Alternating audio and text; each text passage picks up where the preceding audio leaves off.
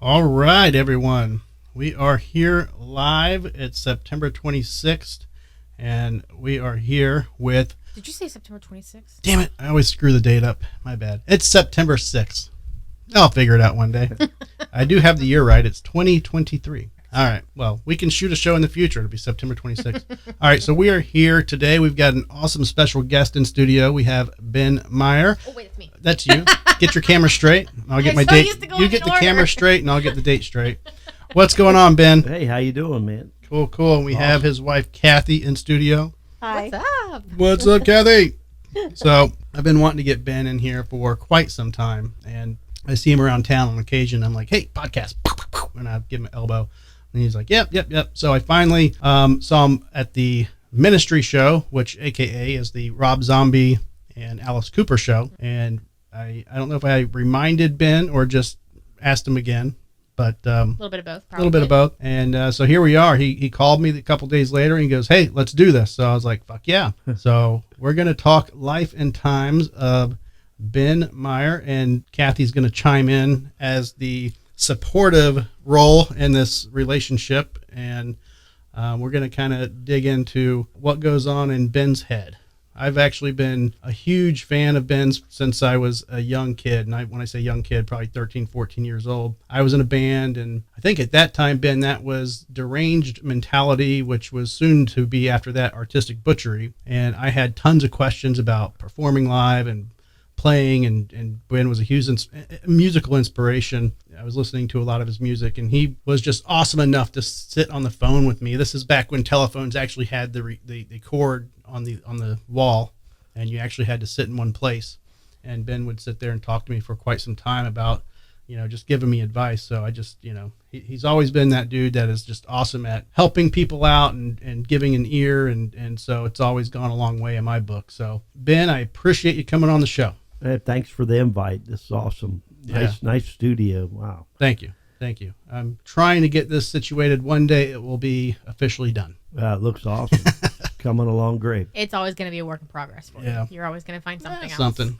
That's fine. So tonight we're drinking some Michelob Ultra. So we are drinking with Drew, and we're All doing right, some here we Mich go. Ultra. Cheers. Cheers to everybody. Cheers to everyone. Yes. So Ben, and I didn't even bring my pamphlet, so That's all right. I'm gonna have We're to. going on the fly. We're going on the fly. I had some notes that I I was wanted- wondering, like, which way do you look in here? So Your camera is up there somewhere. up there. Okay. Yeah. I think you've got okay. a I was wondering about that. I was like, Kathy, you got to find yours. You're over I here see somewhere. it. You got Yeah, it? he's Okay. got it. oh, okay. Now I get it. Wow, that's cool. You'll That's find right that there. we never actually look at our cameras. I'm always looking at him or like turning my head and Yeah. not talking into the mic. So So each person has their own camera. Yeah. High tech. We're kind of like, Fox 13 or WTBT, but not quite. We're Yeah. WDREW. Hey, man. It's working. It's awesome.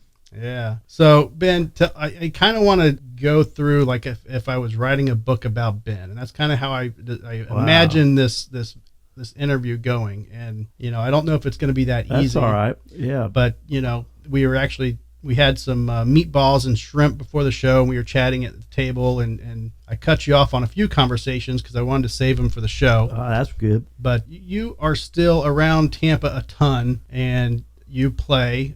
You have your own gigs lined up, but you're just that guy that you're still in the scene. You're still around. What's driving you right now to just go out and see the scene? Do you just? I know you have to enjoy it. You just got to love what you do. People know if you don't. But, I love what I do, and I love entertaining people and playing music. I've always been a hard worker with a drive that just, it's hard to say what I'm trying to say, but it just you just love what you do, and people know it. Be humble and be enthusiastic and keep pecking at it. I've played all different styles of music, too. Started out more like a rock fan, then got the hard rock, and then the heavy metal, and then death metal. Would you thrash say metal. you've chilled out a little bit, or do you still? I still love the heavy stuff, but I'm going just to where I can. I just learned a variety of types of songs, like probably about 600 different songs I can do, and I go all over the place. You could go from Johnny Cash to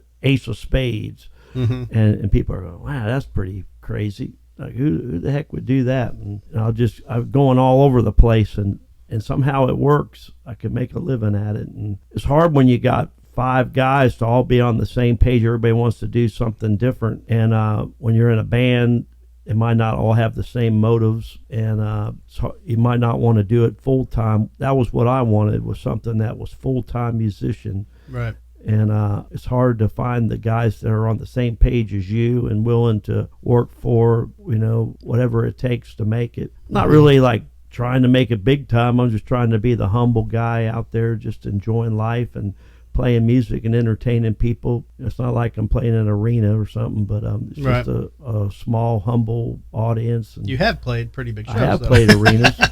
I have, yeah. So let's go back. Let's Scooby-Doo trail back to like Ben when he was 5 years old. What were you doing back in the day? Like when you were a kid, like how did earliest inspiration? The earliest inspiration when you said I'm gonna be a guitarist or even a musician. Like what was that first inkling in your eye? Back then I didn't really have much. I was just wasn't really sure what I wanted to do. Just having fun as a kid. Didn't really have a big music influence at 5, I'd have to say. But what were you from Tampa originally? I was born in New Jersey. New Jersey, okay. And we moved to Florida that's the time we moved, right about 5. And we moved to West Palm Beach when I was 5. And then when I was 13, we moved to Gibsonton. And I started out in the 7th grade in West Palm Beach. Then I went to, I think it was Eisenhower. And then we bought a house in Brandon, my family, and then I ended up going to Franklin. So I went to 3 different 7th grade schools, and then we stayed in that house, till I was 25. Wow. And I bought a house over there by the casino. That's where I saw you the other day. Yep. We are there quite a bit. There was a good band that day, too. Yeah, it was actually. What was they called? I don't even remember. I didn't even look at the name. And I see their band. The they have Dirty different... Janes. Okay. Yeah. Sounds I'll right. tell you what, man, that band was like, wow, that was a young band that was Yeah, they were really talented. good. Mm-hmm. Yeah. So when you started playing music in general, were you always just leaning towards a guitar? Did you ever play drums or anything Actually, that's a story on its own. I actually started with bass. else? Okay. So in 8th grade, I did a report in high school where I said, they said, what do you want to be when you grow up? I said, I want to be a photographer. And I said, oh, that's kind of a hard trade. That's probably just as hard as a musician, maybe even harder, because everybody just wants you to take pictures, but they probably don't want to give you nothing. But I bought a Minolta XG1 camera and started getting serious with it maybe in about the 12th grade and 11th or 12th grade. And I wasn't playing an instrument that time, but I was enjoying music. And then next thing you know, I brought that Minolta XG1 to my Ford Maverick to a Mahogany Rush concert in Lakeland. And Frank Marino and the Mahogany Rush. And this one guy I knew says, hey, man, I'm up front, man. Look, can I borrow your camera? I'll get some good shots. I'm thinking, oh, shit.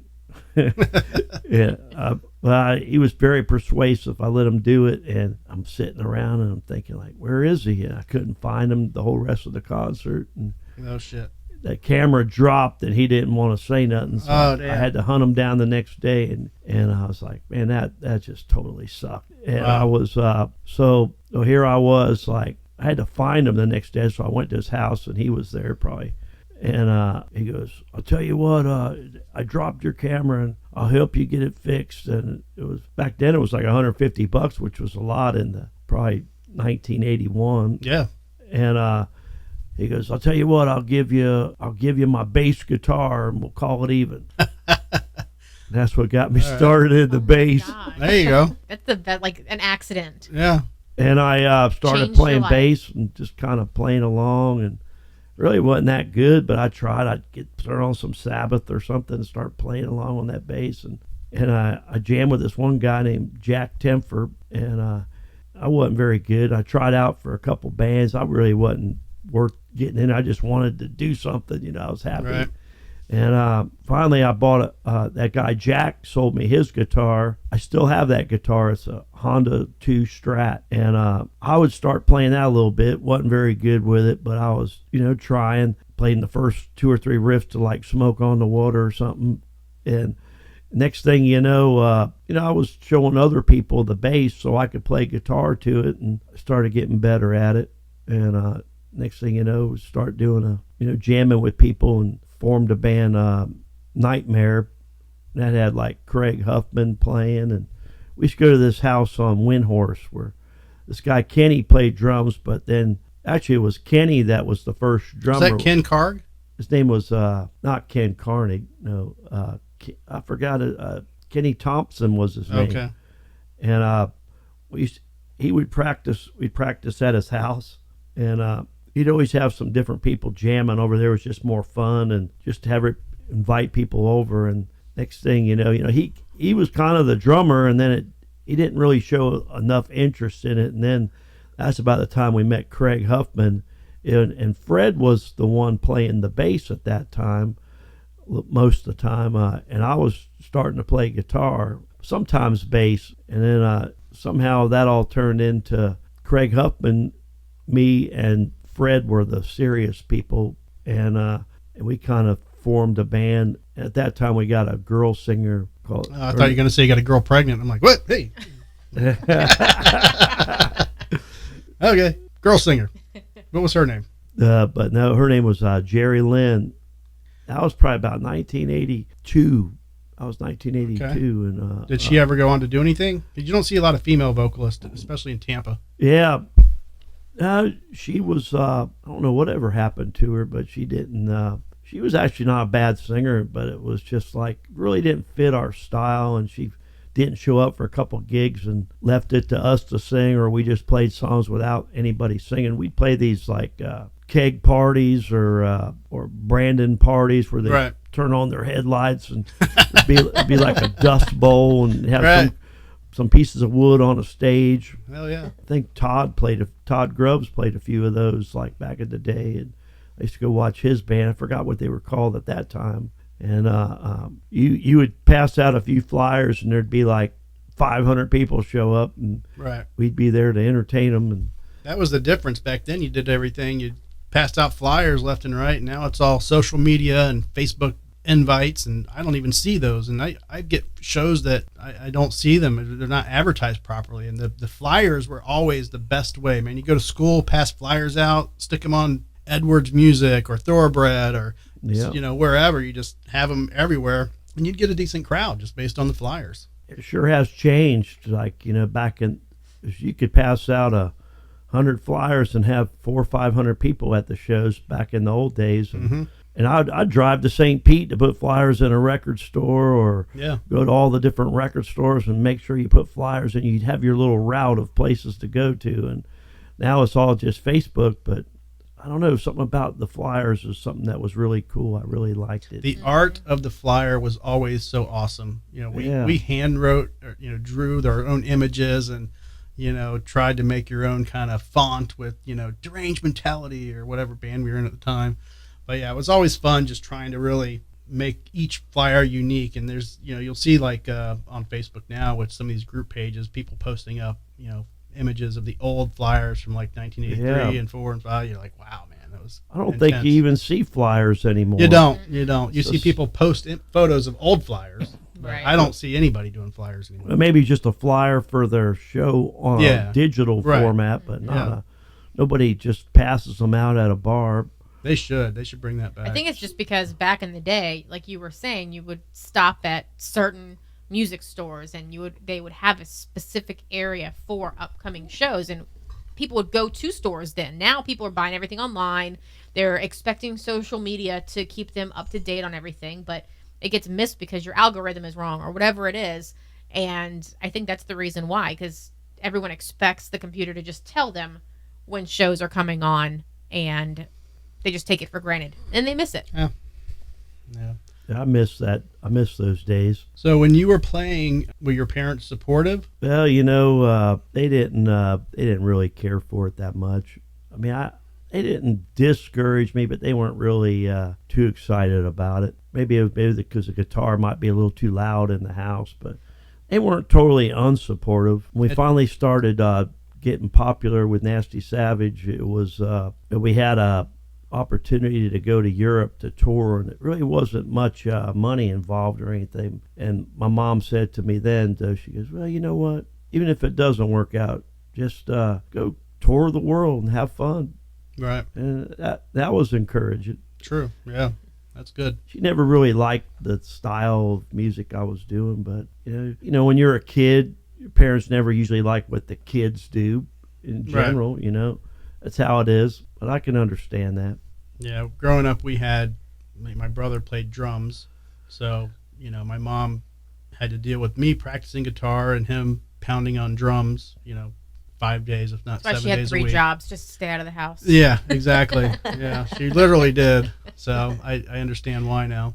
But yeah, we had to deal with the cops showing up at our house. Like I told you, we grew up in Temple Terrace, so you know the neighbors are always calling cops on us. And for the most part, we were all right. But you'd get that 1 or 2 neighbors that are like, "It's 1 o'clock in the morning. Stop playing the drums." You know, me being 49 now, I get it. You know, but you know when you're 14 years old, none of that made sense.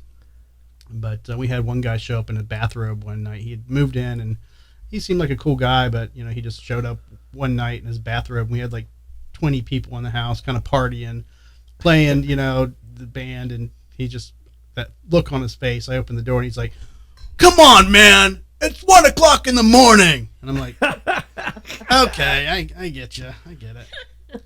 So we chilled out. That's me now when I'm trying to sleep and it's like a work night and you're in the garage just listening to music and I'm just like, hello, I can hear all of that. I have to work in the morning. Right.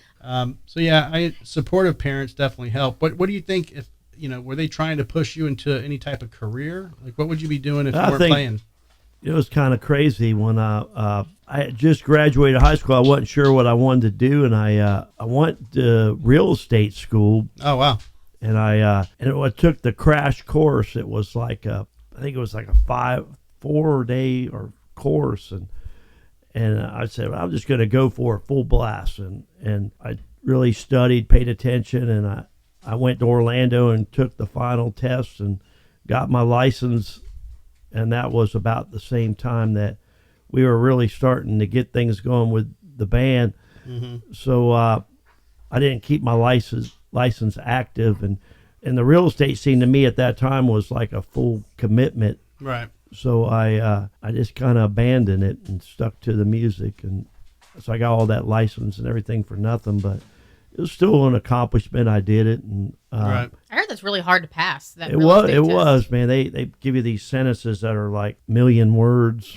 They're trying to trip you up every They're other trying word. to trick you with all these right. scenarios, and geez, I was, but I passed it, but didn't pursue it.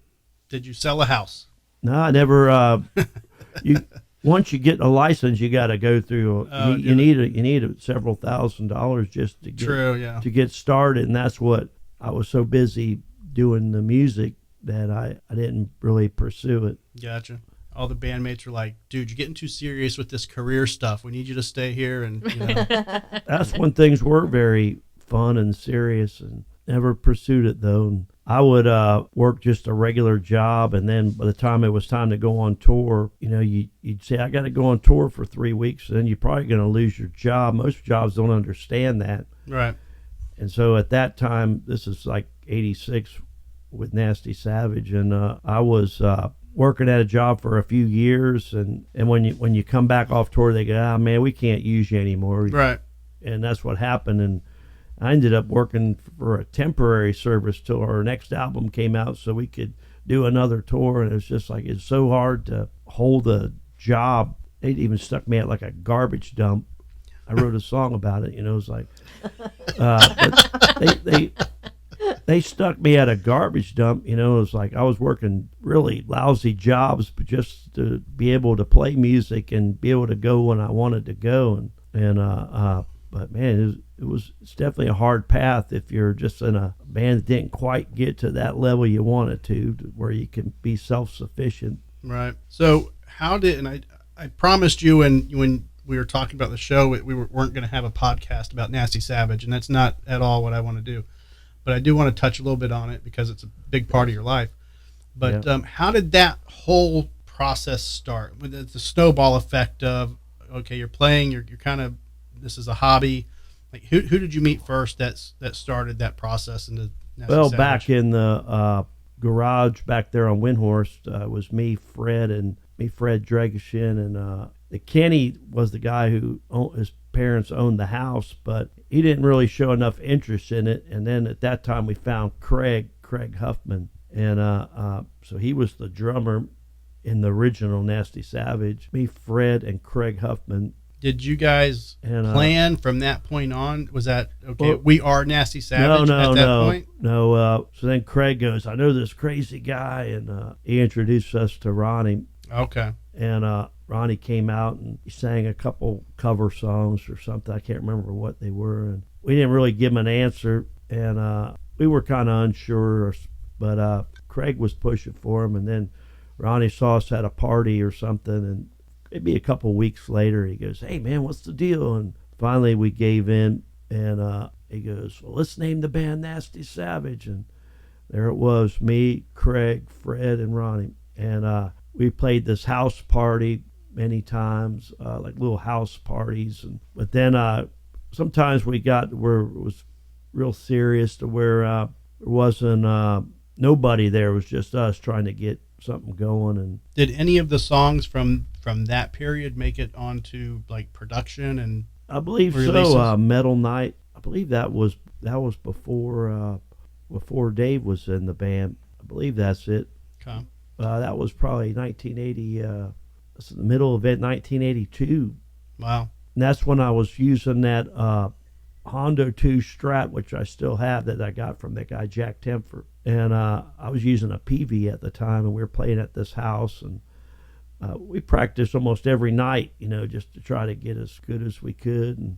And then I'd say we did that, I can't remember, I'd say it was probably about a year. Craig got a DUI and couldn't get to practice or do anything, and I think he had to sell his drums or something. And next thing you know, Ronnie said, well, there's this guy named Curtis, and he's got a PA, and he's a badass drummer.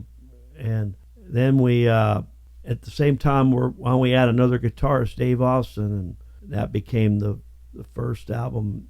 1984, we recorded 4 songs with our lunch money.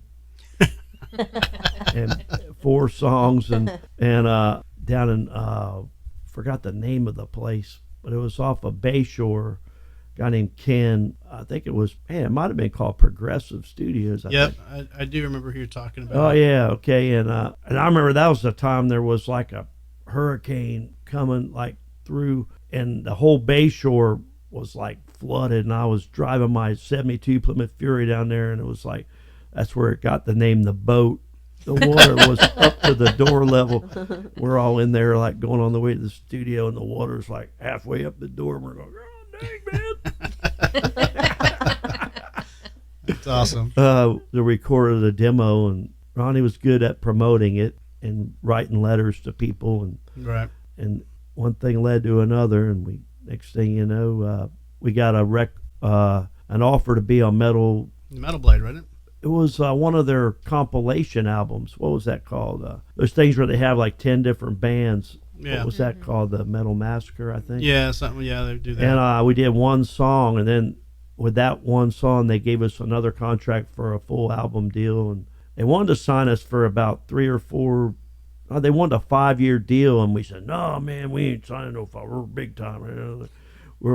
We don't want no 5-album deal or 5-year deal." Which now that I look back, is that would have been our best bet, because like they don't want somebody they have for one album. They want a commitment. Right. It's like and that was one of our failures, I believe, because like if we would have committed, they would have promoted us harder, and probably could have done better, I think, with promotion and stuff. But if you only have you for one album, we worked out some kind of special 1-album deal in case it really took off, and it did good, but it would have got a lot more promotion if we would have put just more of a commitment into it. Right. So I remember about that time. I think I got my first Nasty Savage vinyl, probably '87.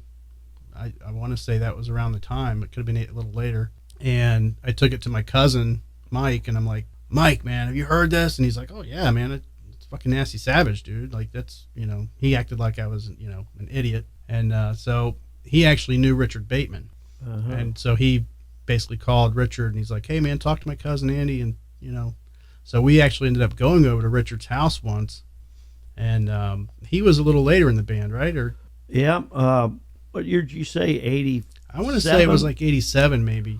Well, our first album came out way before that, but I was in 85, I believe. Right. And 87, I think Indulgence came out. And, that was about the time of that. I can't remember exactly, but that's about when I first met Richard, I believe, right around that time. And he was in a band, I believe it was called Scimitar, and this one guy had these real big socks. I'm thinking like, what the heck's this? And they had this place in Brandon where I think Obituary played, and next thing you know, what was it? Richard's band was in the contest, it was a battle of the bands, and I was one of the judges, and that's where I first remember Richard. Damn, that's cool. He was an awesome dude. I mean, I wasn't really close with him, but I met him a handful of times, and he was always down to earth, dude. I jammed with that guy for, it's probably about 88 to, it's probably till the day he passed. Right. Did you guys ever practice at his place? Oh yeah. That's what I thought, because I remember going over there and it looked kind of like a place that you guys would practice over there. But his dad was really cool. Yeah, he occasionally comes to where I play over there at Jerry's Dockside. Oh really? I've seen him there a few times. Yeah. Okay. So in the literally, she has to get it on camera when Simon's molesting our guests. We try to get it on video. We're gonna do a compilation of all the people that Simon has molested. He gets so excited with new people, and he just has to give kisses and. Yeah, Richard. Yesterday was 5 years ago is when it happened. Oh wow! As of yesterday, and that's a tough day. Yeah, man, for sure. He definitely laid his mark on the map. Playing, what an amazing bass player. Yeah, he was an awesome bass player for sure. He got one time he got offered a one-way ticket to try out for Metallica when Cliff, really? Yeah. He goes, "No, I want a two-way ticket." He got offered a one-way ticket to try out for Metallica. He said, yeah. That's awesome. He didn't do it. I think he was in Agent Steel, and they saw him. I think they might have played together. I don't know. But that's when, I don't know if you ever saw when he played in Agent Steel, but boy, he was on fire at that time. Boy, he was amazing. No, and I don't think I ever saw the band play with him, because back when I was introduced to Nasty Savage, I was still in my teens, and I think I may have played or saw you guys at one venue, but I don't think he was there. I want to say it was. I think it was. Sounds like around the what was that place called? Side Streets in Brandon. No, it definitely. If anything, it may have been like Volley Club or something, somewhere around there. It may have been Brass Mug, but Brass Mug was very, very late in the career. Yeah, because we started playing Brass Mug, I want to say '88, and that's when we were playing with like Brutality and Eulogy and. Oh, on Fletcher. Yeah. So we were playing Sunset Club, a lot of those areas up there on Fletcher Avenue. Was that the 80s? I thought it was like right around 90. No, it was probably late 80s. But and then I think that's around the time you were also in Gardy-Loo. That started 90. That was in 90? Okay. It was like in 1990 we did, Nasty Savage did 58 shows with DRI all over the place and all over the U.S. and that was the very beginning of the year, kind of, and then after that, it's kind of when we went into hiatus, and that's when Gardy-Loo started, just with the guys that were left in the room. Now, who all was in Gardy-Loo? It was me, Richard, and Craig. Okay. And Craig came back in the picture at the very, very end. We were going to do some shows with like Overkill, and then nothing ever really happened. I think at that time Dave said, I'm done. And this was early 1990. And that's when we formed Gardy-Loo right there. Okay, because then that's when I saw Richard play, because I did see Gardy-Loo. Okay. So that's definitely when I would have saw you guys.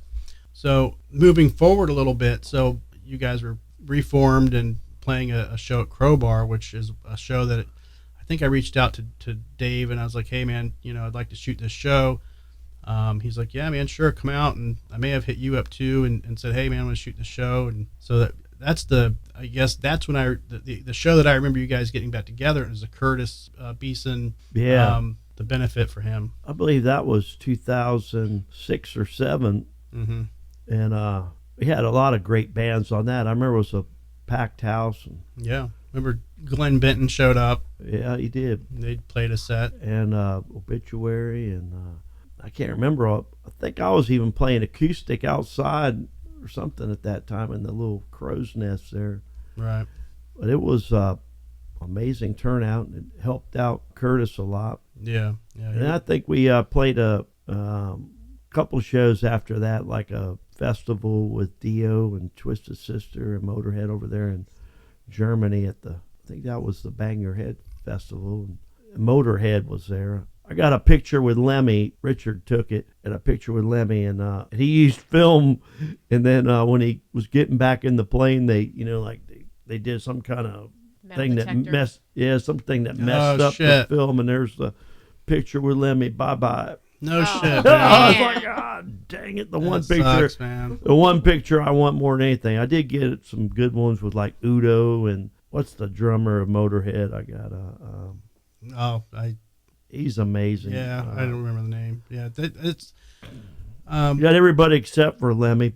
Yeah, that's awesome though. I mean, if playing out of the United States versus in the United States, what's the difference? The crowd and about just 20 times the audience. Right. Just and I think that's when Siren was here, what they were talking about, just the vibe, going out of state, and especially in Germany and some of these countries. If we played a local show, it'd be about 200-300 people, and then when we played just one on our own as a warm-up show over there was like 2,500 people, and then the festival itself had 20,000 people. Right. And but we were still more like the little guys on the bill. There was 10 bands each day, and we were like, I think the third band, and there was this crazy storm that happened, and I remember that. But still, it was a phenomenal experience. Do you have a preference? Would you prefer the larger festival crowds, or do you more enjoy the smaller, more like intimate crowds that you get at the smaller venues? Well, I mean, I like both, really. I like playing music. Yeah, I mean, I remember Ben would show up at Jerry Mortalero's house in his New Year's Eve party and just play in the backyard. Little parties like that, man. Sometimes it's the best time is just hanging out in the backyard jamming out. I like the small and intimate, but also, how can you not like a giant stage and kick-ass production? You like both. Right. But Kathy, what's it like being married to Ben? Tell me how you guys met. Well, he's a sweetheart, and we were just friends when we met each other. I was living in Orlando, and the way we met was just our common interest in music. I'd heard about Nasty Savage before, and there was a time I went to the Haven in Orlando. I knew Nasty Savage was on the bill, so I made a point to come over and say hello and get my picture. I was being a fan girl, But the band that played along with them at that show, Iron Cross, I had always been very involved with them, helped do a lot of their producing and generally, promoting them through life. And we were all a real tight-knit group of people. And so whenever Nasty Savage and Iron Cross did things together, I was always able to socialize and be around those guys. And Ben always struck me as being just a really nice person, easy to talk to. And down the road, I had gone through a breakup, and Ben got word of it, but apparently he reached out to me and said, hey, you ought to come over to a Gardy-Loo practice sometime. And I said, well, let me, give me some time, get my head together. Maybe I will. I guess about a month later, I send him an email back and I go, hey, what's that address? Right. So I went ahead out to the practice, and we got to spend a little more time together and stuff, and we were communicating back and forth between Tampa and Orlando, and we just really clicked. And, Right. We had a long distance relationship for about 2 years. I'd mostly come here to Tampa to see him on the weekend because he'd be playing or doing something, and but sometimes he'd come up to Orlando. I remember when I went to get an apartment, I picked someplace that was really close to the highway I-4 because then it would only take me an hour to get to his house. Because I had full-time work in Orlando. But it happened, at a certain point in my life where I was able to transfer my job from where I was in Orlando to Tampa, and believe it or not, it was only like 2 miles from where Ben lived, and so That's awesome. we moved in together. And Now, what year was that? I moved here in 2010. Okay. Yeah, and then in 2012 we got married. So Now, are you originally from Florida? not originally. Okay. I was born in Michigan. Okay. And So y'all are both from up north. yeah, I Okay. lived in New Jersey before as well. Oh, okay. My father had a job that had us moving around a little bit to different states, but I lived in New Jersey a couple years. By the time I was there, Ben had already been down here in Florida. But I moved to Florida when I was about 11 years old, and I don't know, it was like the mid 80s when I got into the metal scene and stuff. Ultimately led me to, Right. getting to know Ben. I see you out with him at shows and stuff. Are you, I guess, like Jason, if you see Jason at a show, you always see Candy. His wife. Candy, his wife. Thank you. Thank you for clarifying. It's not Halloween. It's not a bowl of Halloween thank you. candy. No. Yeah, there you go. His wife, Candy. Do you find it kind of like a supportive role to go out with him when he's playing? And Sure. yeah. Yeah. I tried to help him, like with the moving equipment, and I'll sing a couple songs with him, on some of the duet kind of stuff, just do what I can. And I can't always go to his shows because of my full-time job, but when I am able to, or, don't have anything else that's, really pressing happening, I try to be there for everything I can. Understandable. We appreciate you being here with us tonight. That's for sure. Mm-hmm. So, Ben, did you see yourself settling down, getting married, and all that stuff early on, or did the lifestyle kind of scare you away from that? Well, like playing music, a lot of girls don't want to say, hey, I'm going away for 2 months, or, like it's a tricky little trade. But I always had a girlfriend. I never was married. As my first wife's Kathy, and waited till the late 40s to do it. Right. It's unusual for most people, but You were just waiting for the right one.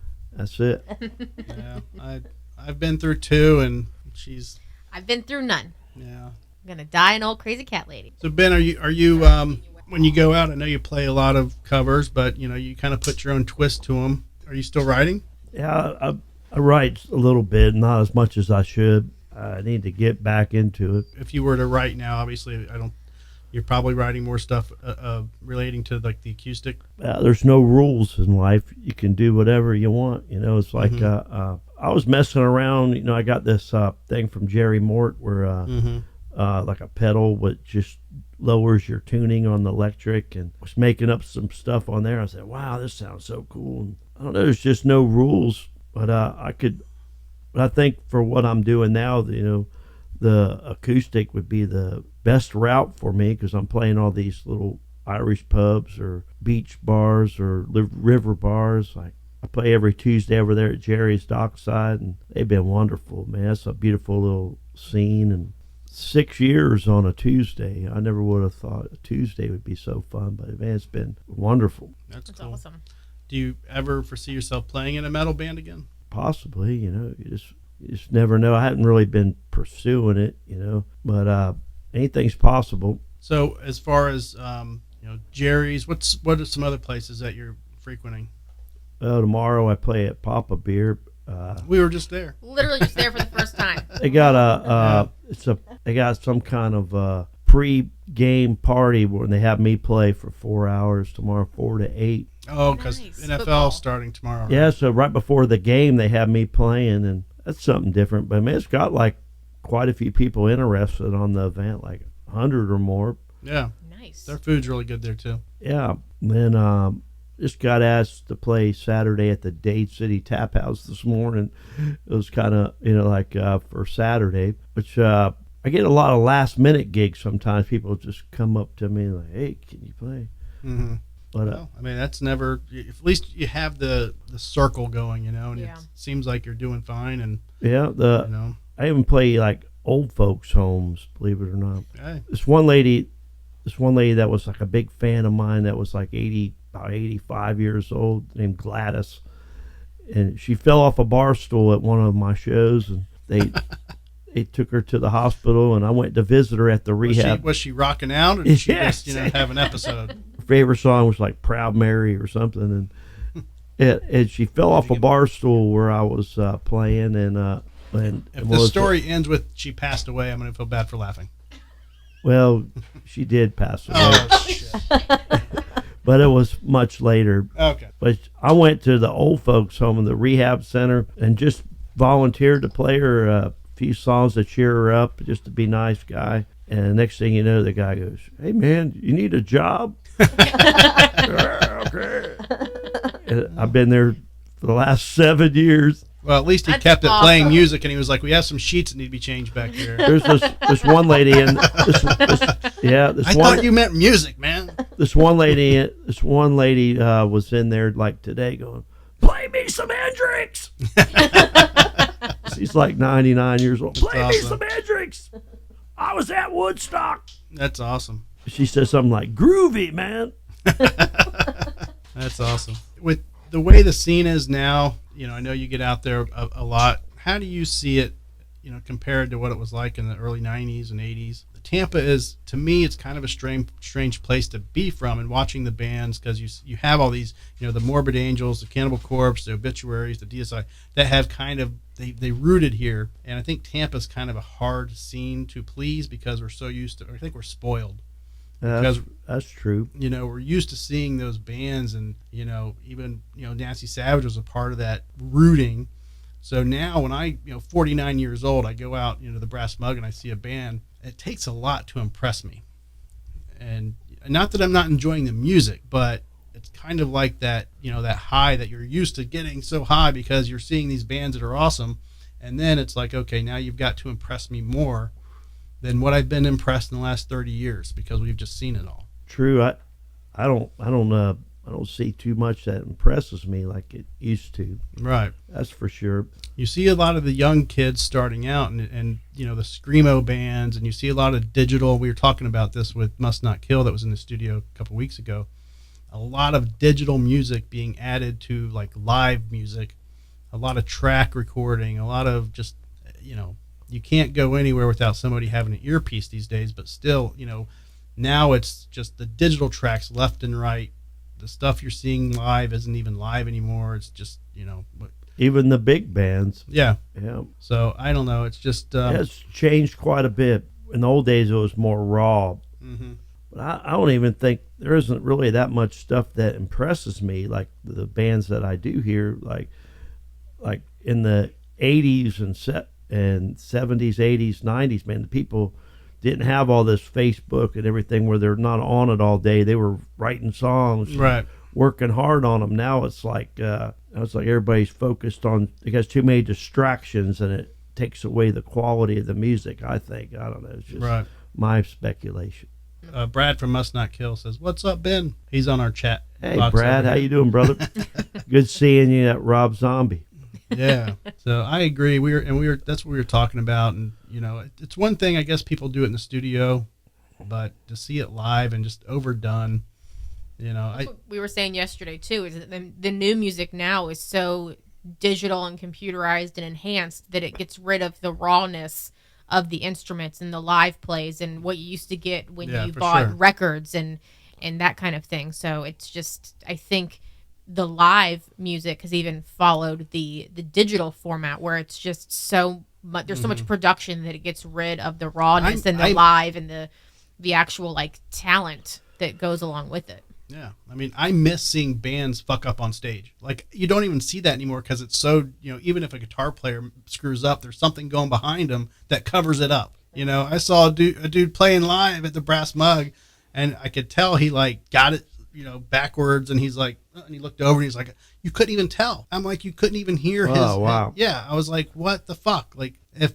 I guarantee you, when I screwed up when I was playing when I was 15 years old, everybody heard it. It's like, screech, but now it's just, I don't know. It's like guitar players aren't confident in their playing, and so they're going out, they're playing a track behind their own track. I don't even know. I don't get it. Yeah, really. I didn't realize they did all that. Mm-hmm. Wouldn't be surprised. When was it that I met you, when you were in Artistic Butchery? It was the Deranged Mentality, right when we went from, I think we were still in Deranged Mentality. It was still the same band. It was me, Jerry Mort.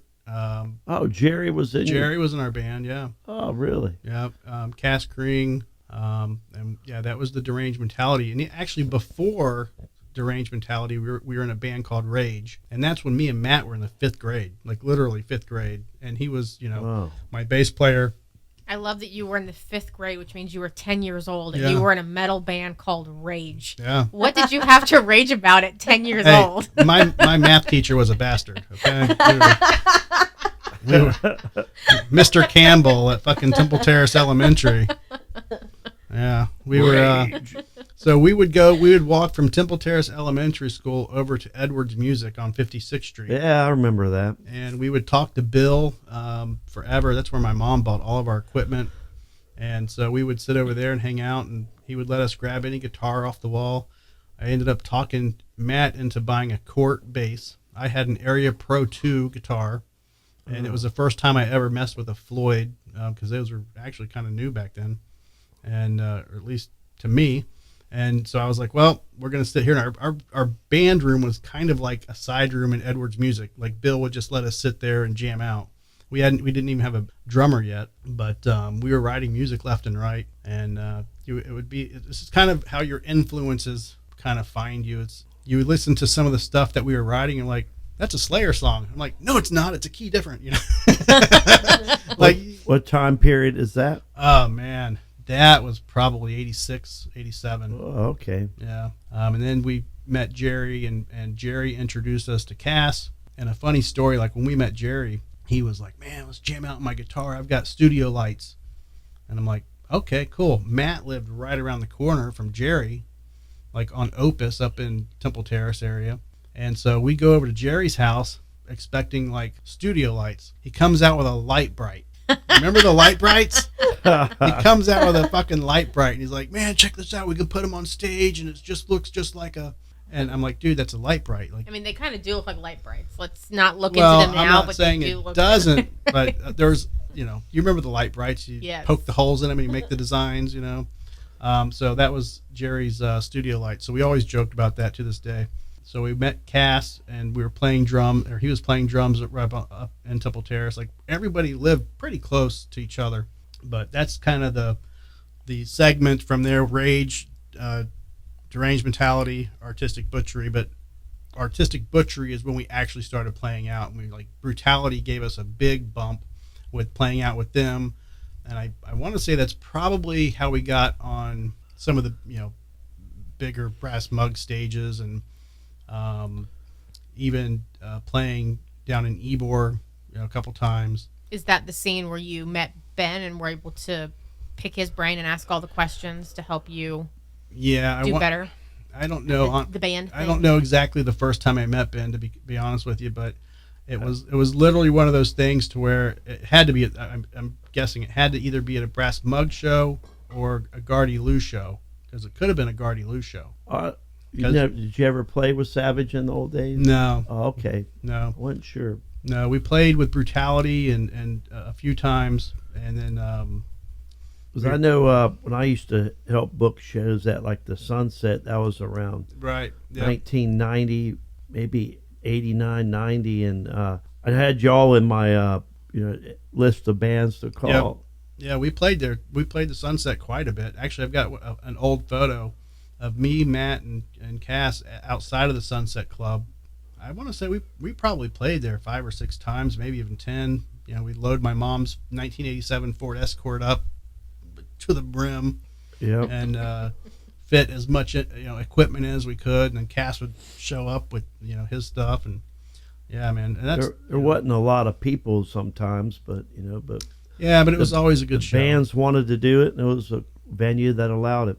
Yeah, it was good, and they were just it was kind of cool how the Sunset Club and then the Brass Mug, and I was talking to you the other day, there was another little club there, just a very short time period, that was right on the corner of 15th Street and Fletcher Avenue. Man, it's not ringing a bell, but I know there was. And I swear that's where I saw Gardy-Loo, because it was me. We did and play a few people, and we went to go see Gardy-Loo, and it was a little strip mall. I think that place didn't last very long. No, it wasn't there long at all. I mean, they were serving me beer at 13 years old. So I mean, good for you. I remember I was playing darts there one night. I was probably 15 at the time. I don't remember, but And you look 12. yeah. And somebody bet me a pitcher of beer if I could hit 3 bullseyes in a row, and they had a nice dartboard there, and I just boom, boom, boom, three in a row. They're like, okay, get him a pitcher of beer. I'm like, okay. But yeah, I mean, good times though, and I still enjoy going out and watching the bands, and I understand, things end, bands decide to fold it, but it happens, Well, everybody has a different agenda, like I wanted something that was a full-time thing, and what I'm doing now allows me to play out all the time, and I played as many as 300 shows in 1 year. That's a lot. That was my record, but That's why I say that I can't always go to Right, right. it's hard for her to set a bar for 6 hours by the time I get to a place to play. It's a full-time job being a fangirl. It's about 1 million hours a year. Right. It's all about balance. Right. Yeah, that's for sure. And it does, I was talking to Brad about this too. It takes a supportive family to do what you do. And I don't. You see a lot of the bands that travel, the bands that are actually working and making shit happen. They have the supportive family behind them, and even local musicians on up. It seems like all of the people who are successful have that supportive family, or the supportive wife, or the supportive girlfriend that help them out. That's why I'm sitting here with Laura, snapping the whip. Get them T-shirts. Get them T-shirts. 10 minutes before y'all show up. Get her medium. Get her. No, it definitely helps.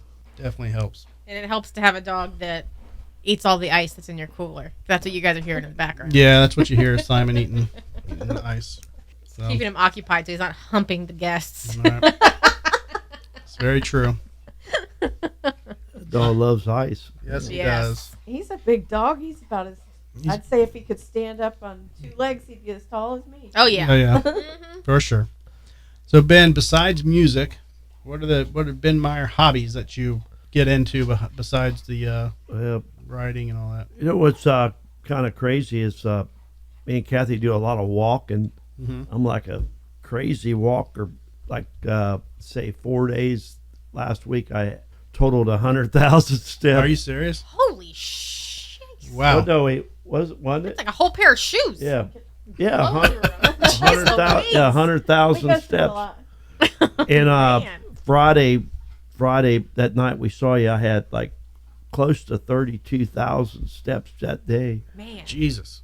Do you just like walking around your neighborhood, or do you find trails? Because I know that Florida has a lot of like nature parks and trails and whatnot. But Man, I use every possibility out there, but we've got a little these little pavers around our house to where we just walk and It's like a I'll track.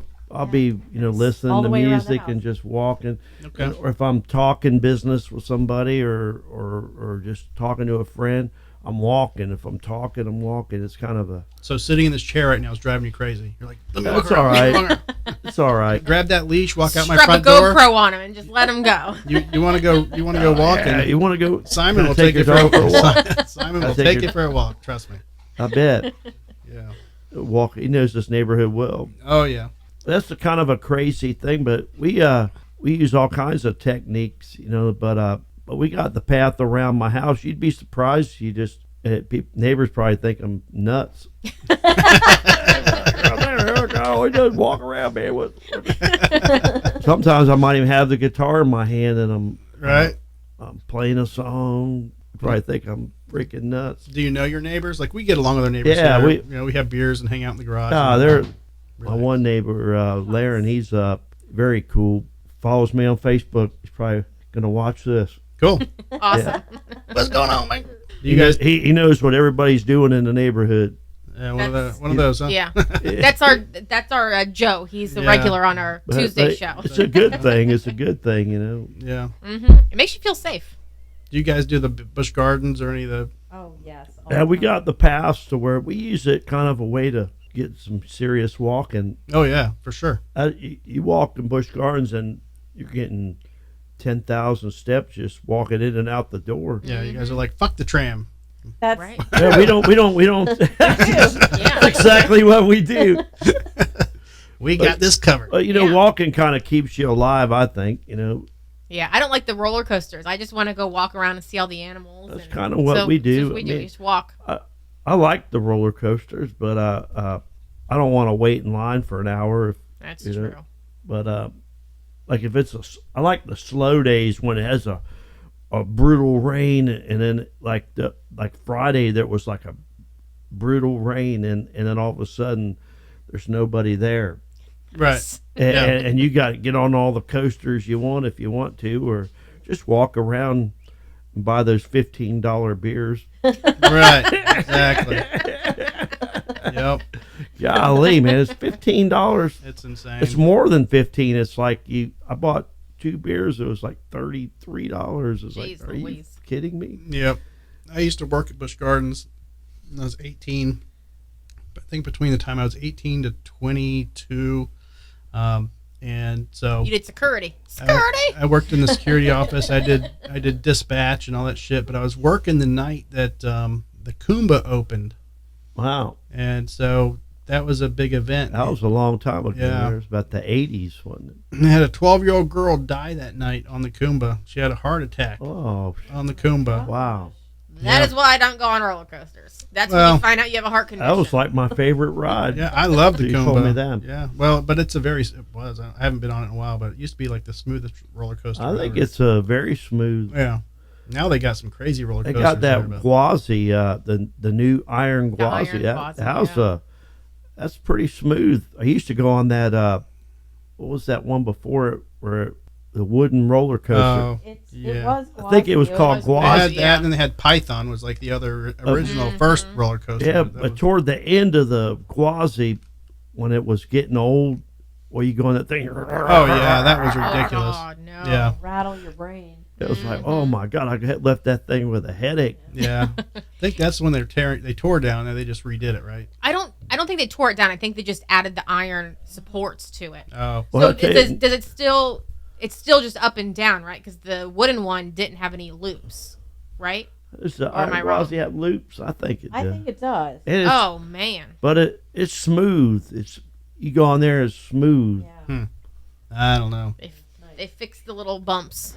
When we would go to Busch Gardens as kids, there was the pirate ship, Mm-hmm. the Python, the Scorpion, the Dolphin Show, and then the animals. I don't think there was anything else. I remember the new Well, attraction. you always had the flume. That was the Flume, first. yeah. Flume, The first Flume. one. yes. Yep, and the Sky Ride. So those are like your basics, and then Yeah, the everything else Sky was, Ride hasn't been working for 3 years.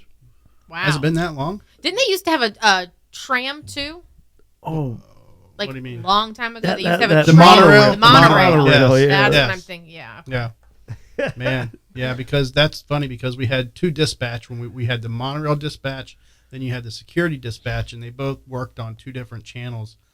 And monorail dealt with the monorail and the zoo people, and we dealt with like what they called operations, which was like traffic and groundskeepers and security and all that shit. And anytime you heard monorail come on our channel, you know the park was shutting down because something serious happened. And they're like, escaped animal. We're like, oh shit, something big happened. It's like, okay, Man. somebody's died or some shit. Code red. Anytime you heard that, it's like, okay. I just remember as a kid, you would go there and you would wait in line to get on the monorail just to ride it in the AC and like cool off for a few Oh, yeah. minutes, and then you'd go and keep on with your day? I remember the day that they stopped giving away free beer. Me too. Right? And Kathy got the second to the last free beer there. Serious? There was people in there. did. There was people inside there crying. Oh my God! That's crazy. Oh my gosh. I remember when they brought it back for like a weekend or something like that, and we went within the past few years, and you would only get one free beer, and they would X your hands. Yeah, they did. Guess what? Hand sanitizer takes that right on off. It does. It took them a And- little while to figure that out. Oh yeah. So we would just keep going through, and we would both get a beer, and I'm not a beer drinker, so I would get whatever beer he was getting. We put it into one of the refillable cups, and we'd just walk around, kicking back, and we would just every time just hand sanitizer comes right off and get more free beer. In the old days, I used to be like the master of disguise. I'd tuck my hair up under a hat. I'd wear, Yeah. Just wait till shift change with the employee shirt swaps inside out. wait till the next guy comes. Right. Yeah. Yeah. So when I was working there, I turned 21. Like, okay, you turned 21, you can get free beer now. I'm like, cool. Probably 6 or 7 months went by, and then you didn't drink as much as they gave you, and you would just end up with these cases of beer just piling up in your closet. And like, okay, you go to these parties at Busch Gardens where everybody would bring like 3 or 4 cases of beer just because everybody had free beer. It got ridiculous. So yeah, it was one of those places where if you worked there, you probably drank, and if you didn't, You had a lot of free you beer. had so much free beer. Like literally. I remember our buddy Ian, he lived right a couple doors down from Matt. His parents worked at Busch Gardens, and so when we would go to his house, they always had just cases and cases of beer in their back room. I was like, Jesus, man. Now you know where we were at, skipping school.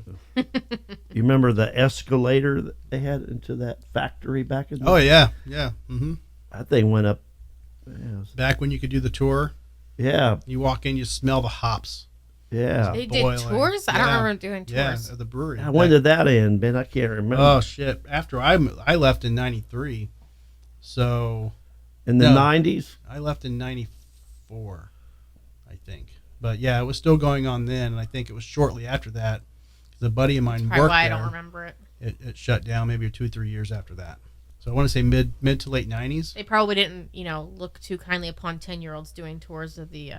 Well, as long as you were there, Beer your factory. parents or My something. dad probably would have enjoyed it. Oh, Then. I'm sure. I'm sure your dad had been there at some point in his Probably life.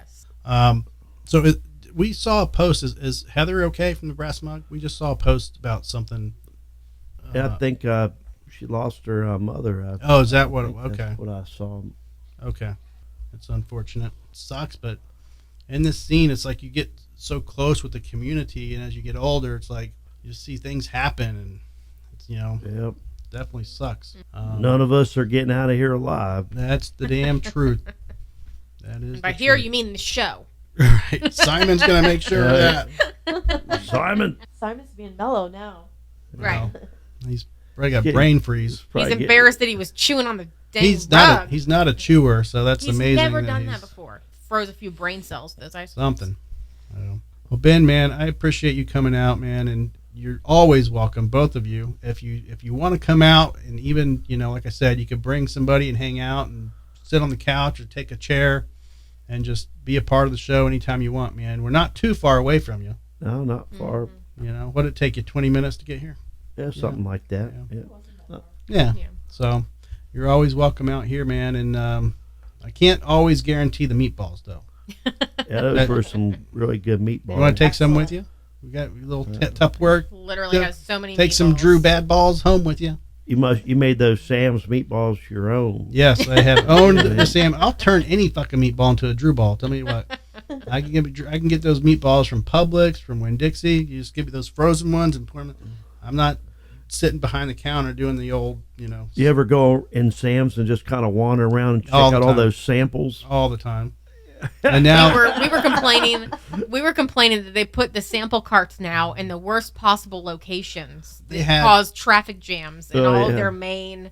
no, so they walk had areas. it was some lobster special because the start of lobster season, I think. So they had a lobster tank where people were picking out lobsters, and across from that they had a wine sampling, and then right down like maybe 5 or 10 feet from that, they had some lady like doing crackers and cheese, and everybody was just stopped. like Well, right 'cause there also, and too, doing the wine- nothing. The wine tasting, I'm they like- had to check your ID, so it wasn't like you Yeah. could keep walking with your cart and just grab a sample and go. Like, And I was just sitting there. It's right by the deli, and I'm just like, look, there's nobody moving. I'm not a bitcher. I don't complain a lot, but he bitched. a manager was walking by me and said, you need to do something about that. Like, look at the traffic jam that is going on up there. Nobody's moving. Something's got to be done.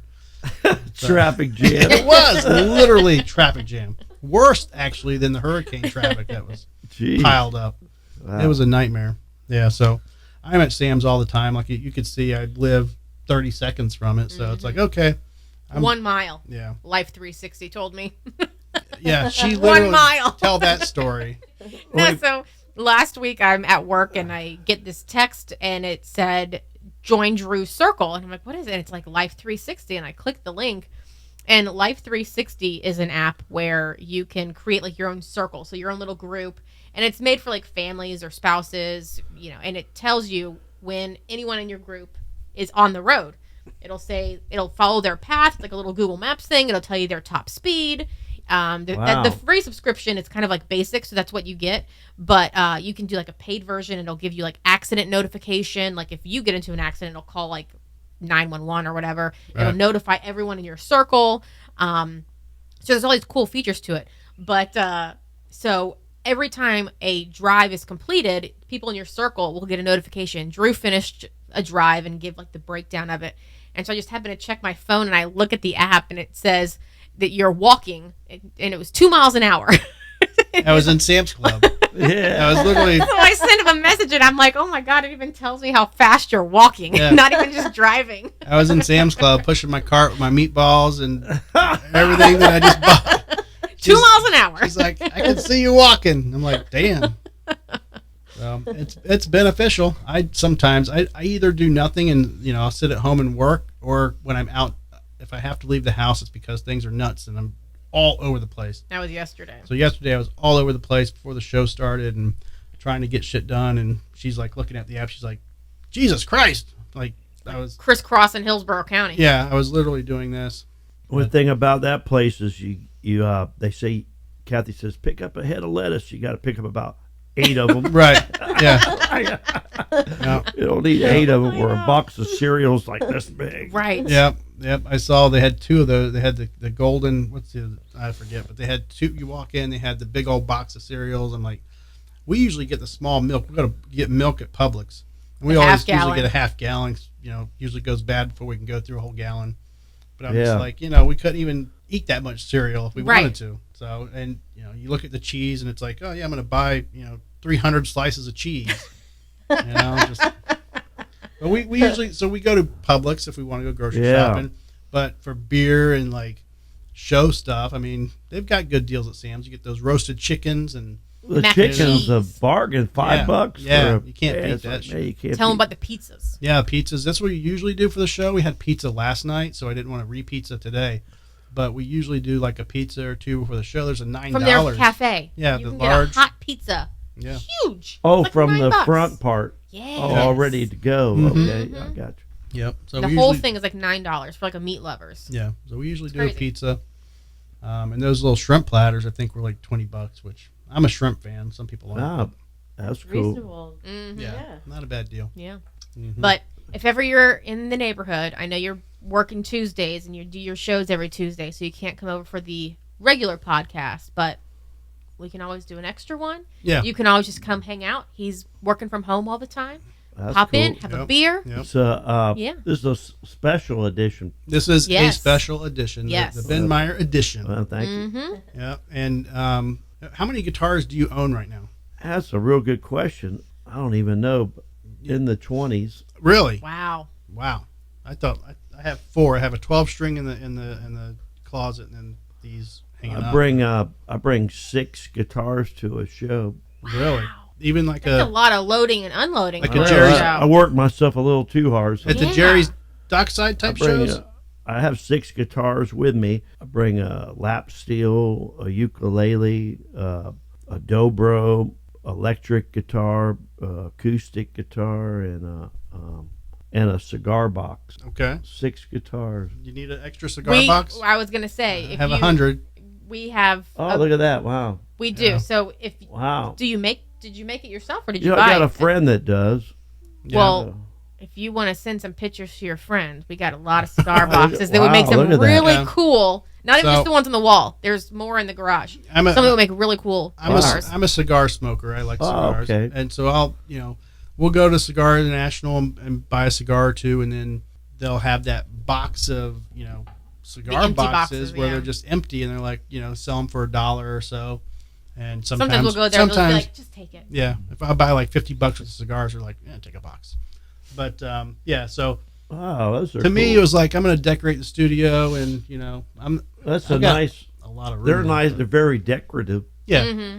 So I've decided to do the back wall with the cigars, and I still have a lot of work to do in here. As you can see, I have a lot of blank space, so I still have a lot of You got planning some to do. space you can fill. Yeah. Yeah.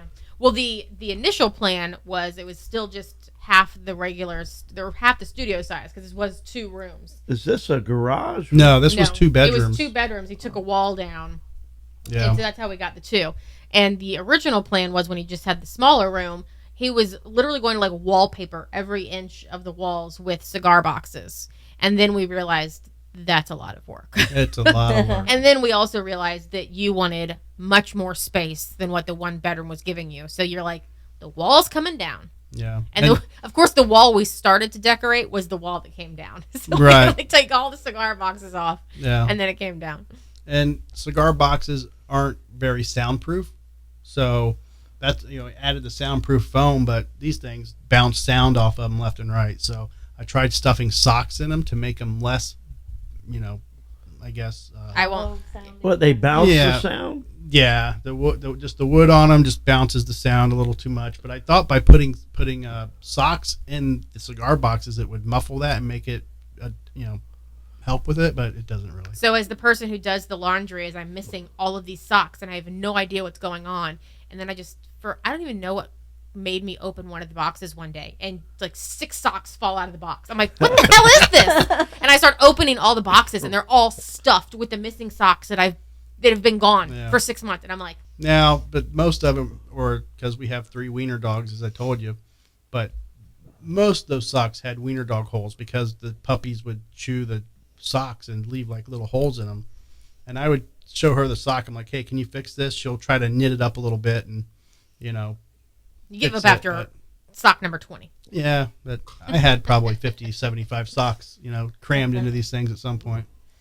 Do people play music in here?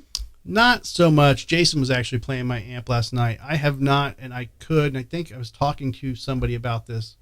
I could technically record in here, but I would need to make some changes. But I'm I think not. we were like brainstorming about this a while because that's a walk-in closet, and you could even turn Yeah, that into like I a just- sound booth, like a recording Yeah. booth. I just haven't. Made I was just that- wondering. I just wasn't Yeah, sure. I haven't yet. I would. More like a talk thing. Yeah, this is mainly talk studio, and But is the equipment's like able to do? yeah, all the the stuff I recording? have over here, you could just easily transform it over. This is basically an 8-track recorder, but I ordered a big 20-track recorder, and it was too much for what I needed, and it wouldn't allow me to take phone calls, which this mixer allows me to take phone calls, which we do all the time on the show, so we can do like the live interviews and stuff like that. Oh, with like somebody that isn't here. Yeah. Mm-hmm. Wow. Yeah. Brad, do you want to call in?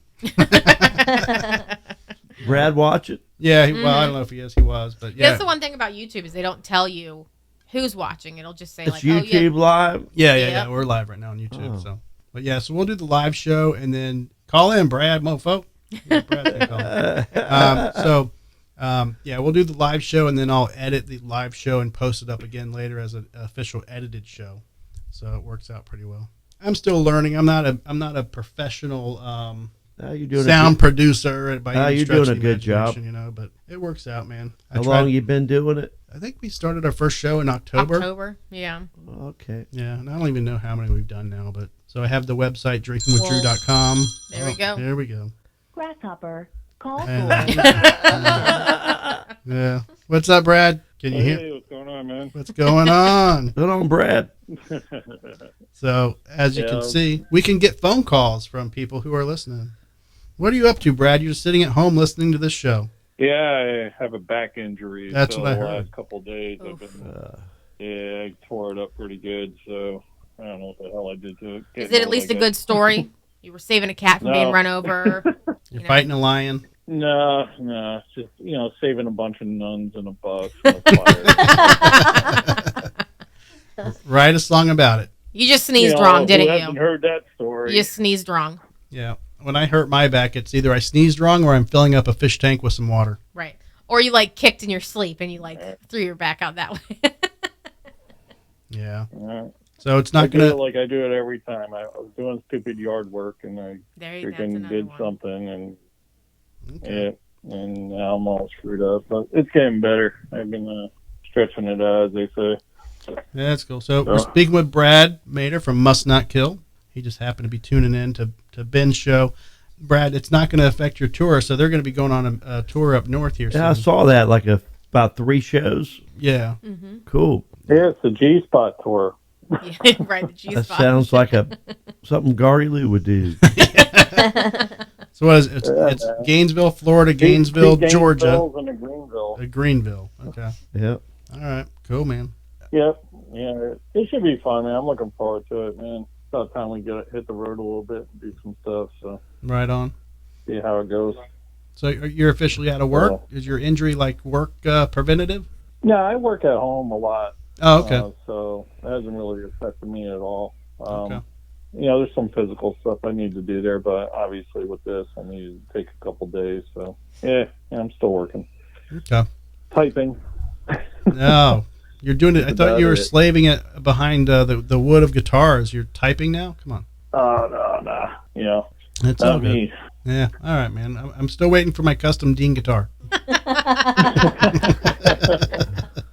I'll start whittling now. Yes, thank you.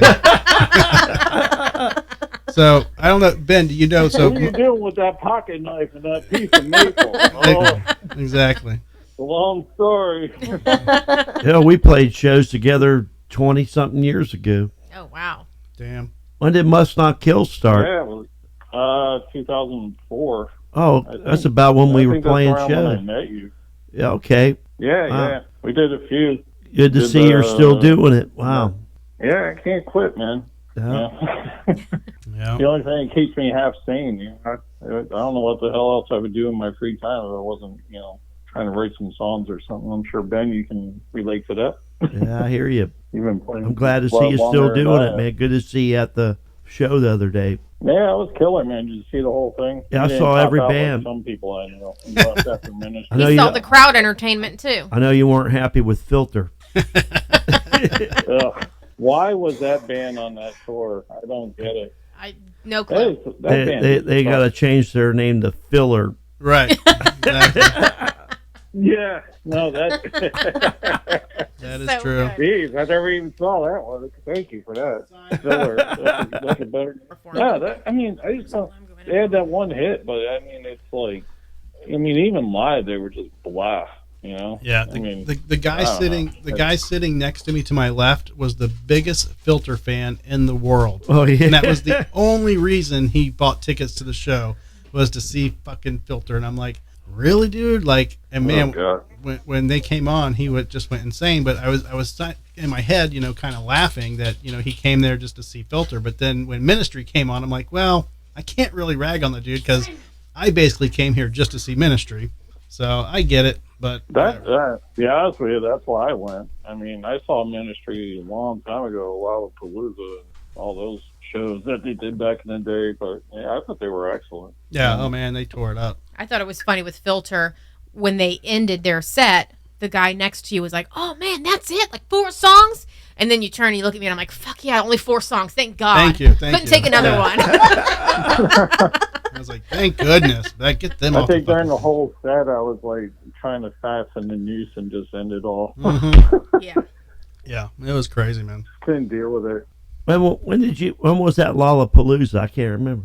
When Ministry played. Well, I was back in New York, so that was, oh my God, I've been late 80s, early 90s. I can't ever recall Ministry playing in Florida. I was in New York. Okay.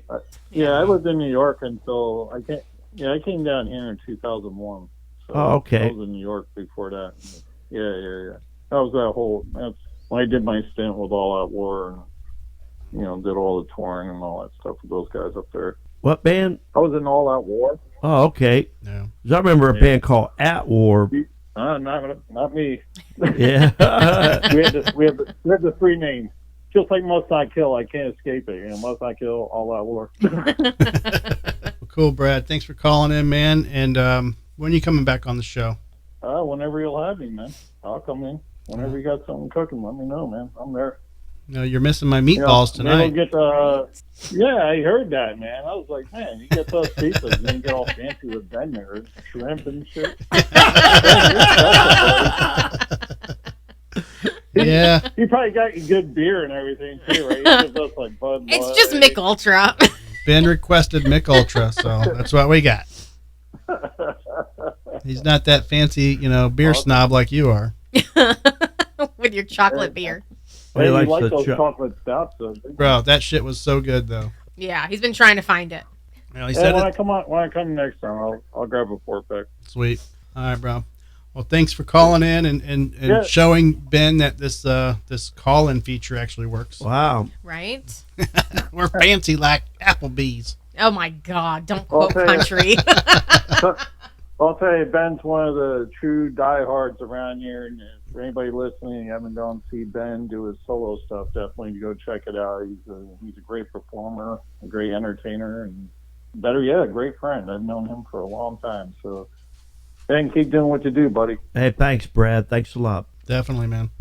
All right, Brad. All right. We'll catch you, bub. I'll see you guys. Later. See ya. Yeah, so as you can tell, my Drinking with Drew hotline is a grasshopper phone. Which, Every time though. but see, I use a grasshopper line for my business. So when I added the line, it was a very cheap solution because Right. I didn't have to give my cell phone number out. Brad has my cell phone. He could have easily just called my regular cell phone number, but whatever, But yeah, the grasshopper line is the way we do it. Cool. It's fun. Yeah. So you're gonna take some meatballs with you? course. Sure. Well, sure. Oh, yeah. Take some with you, and I'll probably once I eat meatballs, I can't have meatballs again for like a month. Right. It's like one of those things, man. It's like, Let's start calling up all the neighbors. Who wants some meatballs? yeah, and they don't make like a 2-person pack. Well, because it's you like get them you're at feeding a Sam's family. Club. Like you No, go but to Publix because then they have smaller yeah, but options. you can't. It just doesn't That's work. true. You know, yeah, you Publix has. then it's too small. You You're also getting you're getting 16 meatballs instead of like Yeah, but you 3 did also pounds. have me find the the largest same crock price. pot exactly on the face of the planet. I do have a Because very you- large you crock pot. Didn't even like the regular size crock pot for your meat. You're like, it's too small. So I got one that's bigger, and you fill it up with meatballs even still. Yeah. No, Brad, I said call the show, and you did call the show, but you can always call the show by just calling my cell phone number. So you can call the toll-free number all you want, but you can just also call my cell phone number, and it comes through the same line, is all I'm saying. You didn't do anything wrong.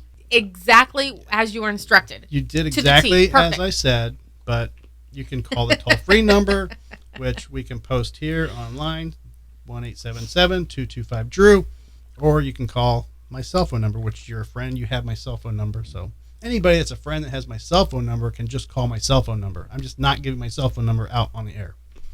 Does that make sense? Yes. Okay. Perfect. Thanks for hanging with us, Brad. Yeah. Yeah. Well, thanks for hanging with us, Ben and Kathy. Yeah. Yeah, thank you. When's your next trip to the Hard Rock? It's a good question. I've been going there once in a while just to see the local town or Yeah. have a beer. It's It's a right cool next place, to our like- house. We don't gamble, so we go. We just have a dinner and a couple drinks and maybe a cigar. Yeah. We gambled a little bit. Did you? Yeah. I don't know. She might do $20 here and there. Yeah. But, I think that We're not the- big into it. Yeah, we Yeah. just go with the budget, how much we're going to spend, and stick Right. to it. Yeah. if I lived that close like you guys do, it'd probably be dangerous. I'd probably eat there way too much. Right. They do have a pretty good selection of food. I like the Hard Rock, the cafe we were at. Mm-hmm. Yeah. Well, when you go there, you have to go and sit at the bar and ask for Nicole.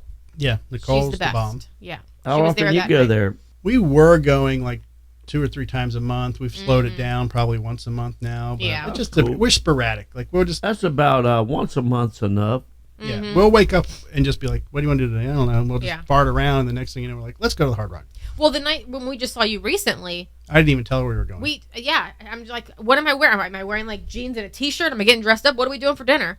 And I'm just like, fuck it. I'm going to just look cute. And then he's just taking this weird direction. I have no idea where we're going. And then it wasn't until we got to the fairgrounds and he turned onto MLK to go in through the Orient. She goes, I know where you're going. going. I was like, oh, now I know where we're going.